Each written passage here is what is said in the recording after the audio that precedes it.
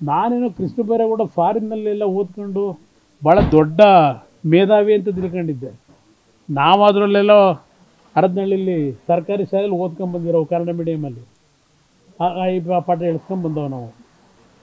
ಇದು ಆಮೇಲೆ ಇದೊಂದು ಮಜಾ ಇದೆ, ನಿಮಗೆಲ್ಲ ಸಿಕ್ಕಿರ್ಬೇಕೇನೋ ಇದು. ಕೃಷ್ಣ ಬೈರೇಗೌಡರಿಗೆ ನಾನು ಹೆಬ್ಬೆಟ್ಟು ಅಂತ ಗೊತ್ತಿರಲಿಲ್ಲ, ಕೃಷ್ಣ ಬೈರೇಗೌಡರನ್ನ ಪಾಪ ಫಾರಿನ್ ರಿಟರ್ನ್ ಅಂತ ತಿಳ್ಕೊಂಡಿದ್ದೆ.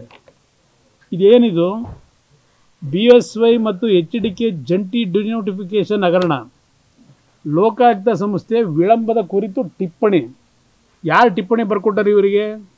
ನೀನು ಹಾಕ್ತಾನೆ ನನ್ನ ಮಂತ್ರಿಗಳಿಗೆ ಇದನ್ನು. This note contains 3 things. Who can address what?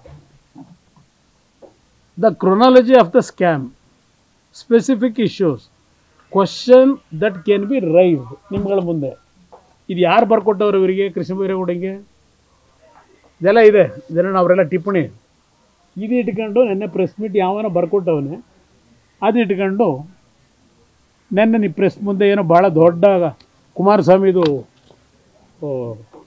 ಏನೋ ಒಂದು ದೊಡ್ಡ ಪ್ರಕರಣ ಬಿಟ್ಬಿಟ್ಟಿದ್ದೀವಿ ಅಂತ ಹೇಳಿ ತಂದವ್ರೆ.